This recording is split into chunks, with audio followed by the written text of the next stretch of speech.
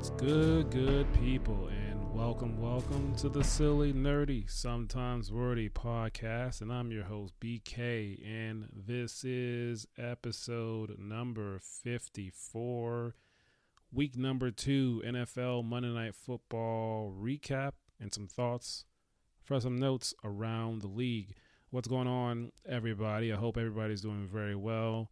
Back with another episode, sports related, NFL related, and we're talking about Monday Night Football, week number 2, and what a game that just ended some time ago. But before I get to that game, I'm not doing any nerdy notes. I do have some NFL notes I want to talk on. So let's start with a few injuries. Of course, Deebo Samuel, wide receiver from the San Francisco 49ers. He's going to be out with a calf injury for a couple weeks. Obviously, Christian McCaffrey, he's been out for a while. He's dealing with Achilles tendonitis.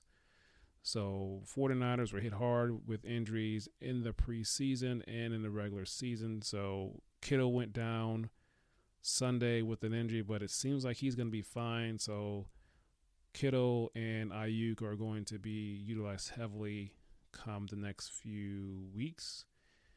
So we'll see how that goes. But I think the biggest news of the day, not dealing with the teams playing, was the benching of the Carolina Panthers' number 1 overall pick from the draft from a year ago, Bryce Young. He has officially been benched by the head coach, Canales, for Andy Dalton.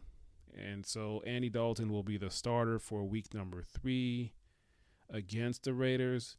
I talked about this in the last podcast. Of course, I didn't think he was going to be benched, at least not yet after 2 games. If anything, I thought maybe they would make a change at the offensive coordinator and or quarterback coach. But to be benched only after 2 games, I thought maybe if he were to be benched, possibly this would happen maybe after week 3, maybe week 4. But this was not surprising, but it's just the timing of it, only 2 weeks. I would think you would get a little bit more time than 2 games. So, again, this is the coaching staff that did not draft Bryce Young. So Dave Canales was not the head coach at the time of drafting Bryce Young. So no allegiance, not his guy. But they make the change. Now, who knows how long this is going to last? And it's possible that they could just go ahead and trade him. So we'll see if that happens. Of course, the trade deadline is not until November 5th, which is a Tuesday after week 9. So we'll see how that goes. Andy Dalton obviously is a veteran. He's been in the league for a long time. And let's see if he can push the ball down the field, get this offense going a little bit. But that was an interesting so we'll see. Maybe he just needs a change of scenery and a better situation, better offense, better system. And but as of now, Bryce Young will be QB2 moving forward. We'll see if he gets to start again for the Carolina Panthers, or it's very possible that is going to be his very last start as a Carolina Panther, but after only 2 games into the second season. So interesting. Okay, and yeah, that's wanted to talk about that. So they have the Raiders coming up, so tough defensive line that I mentioned. So Max Crosby and Christian Wilkinson will be getting after it for sure. So, okay, we had a Monday night game between the Atlanta Falcons and the Philadelphia Eagles in Philadelphia. Ultimately, the game was won by the Atlanta Falcons, and it was an interesting game. It was a fun game, not the game I thought. Falcons win this one 22-21. I was expecting a possible fireworks shootout with the two offenses. It's not how this game played out. It started off as a defensive struggle, and both defenses early on was playing very well. We had a scoreless first quarter, but then slowly things started to happen. Both run games was working really well, but overall I would say both equally well. I wanted to say that the Falcons run game was a bit better, but both running backs were very well. I had both running backs in terms of fantasy. So Saquon was 22 of 95 rushing, 22 carries for 95 yards, rushing yards, 4 catches for 21 yards on 5 targets. Of course, Saquon had that one key drop that could have kept the drive going, that could have possibly won them the game. And then Bijan, he was 14 carries for 97 yards, 4 catches for 25 yards on 5 targets. So excellent game for Bijan. Gave me some great fantasy points. Saquon did as well. And yeah, the run game started to get going for both teams. And very, very interesting game. Also on the Kirk Cousins front, it took him a little while for him to get going. He was definitely moving a little bit better than he was last week, and he started to get going. He got Drake London involved a lot in this game, as well as Darnell Mooney. Didn't get too much from Kyle Pitts, unfortunately. Wanted a bit more there, but not his night. He had 3 catches for 20 yards on 4 targets. So interesting. And then I would also say, going to the other quarterback, Jalen Hurts, he was solid minus the turnover. His stat line, 23 for 30, 23 completions, so 23 of 30 for 183 yards, 1 touchdown, 1 interception, 13 rushes for 85 yards and 1 touchdown. He definitely started to run the ball. There were some design runs in there, some runs when the play broke down, so he was utilizing his legs. So it was good to see him do that and take advantage of that when the opportunities presented itself.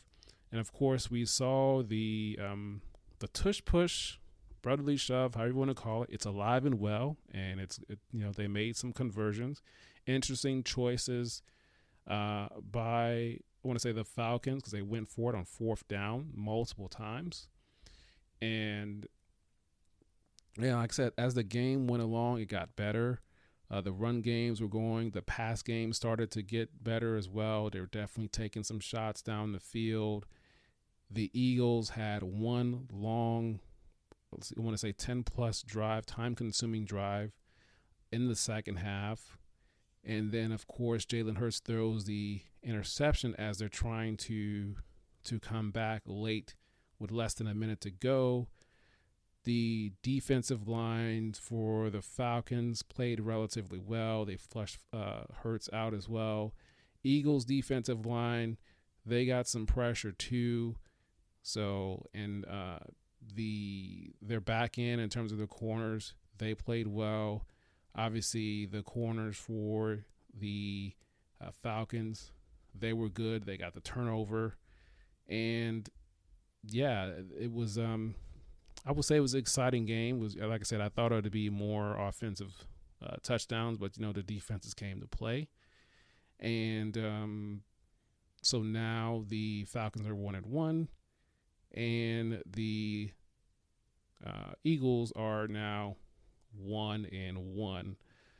So basically, this game came down to, like I said, a key drop by Saquon.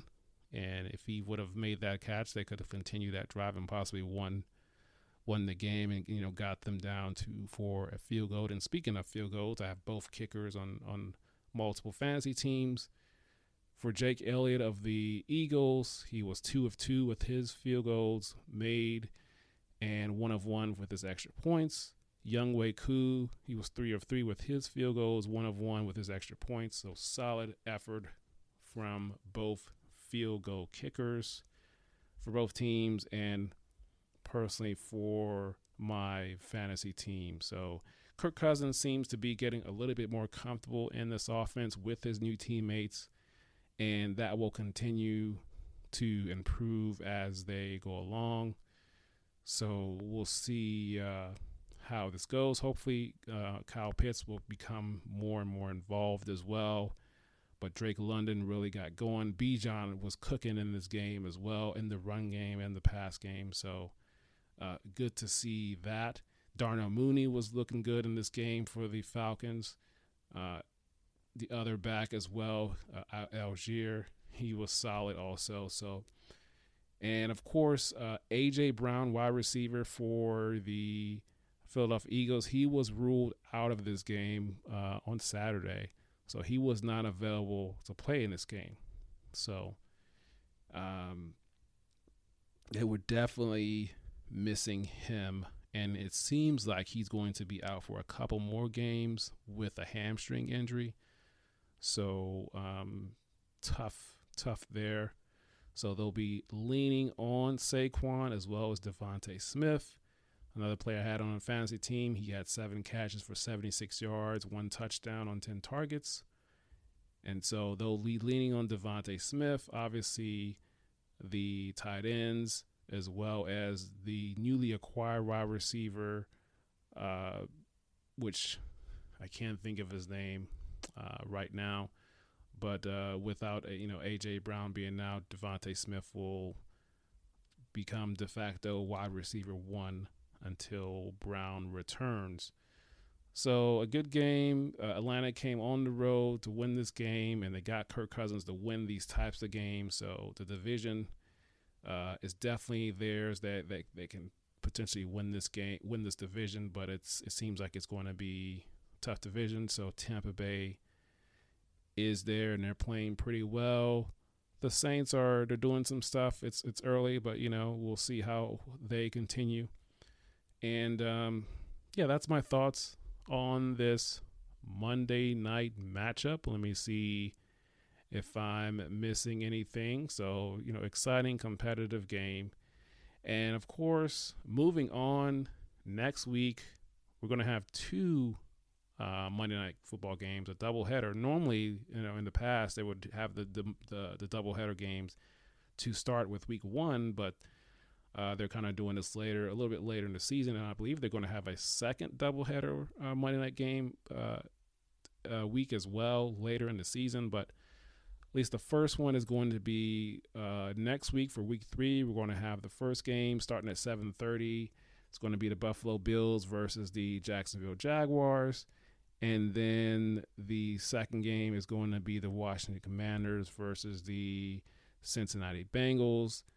That will be the game that Joe Buck and Troy Aikman will be calling, 8:15. So, 2 games next Monday night. It's going to be exciting watching 2 games at once. So, I'll see how that goes. But that is, that's all I have for you today. Gave you my fantasy information. So, hope you enjoyed this, and hope you learned something. Share and tell some people about it, and listen to us wherever you get your podcast from. And until next time, we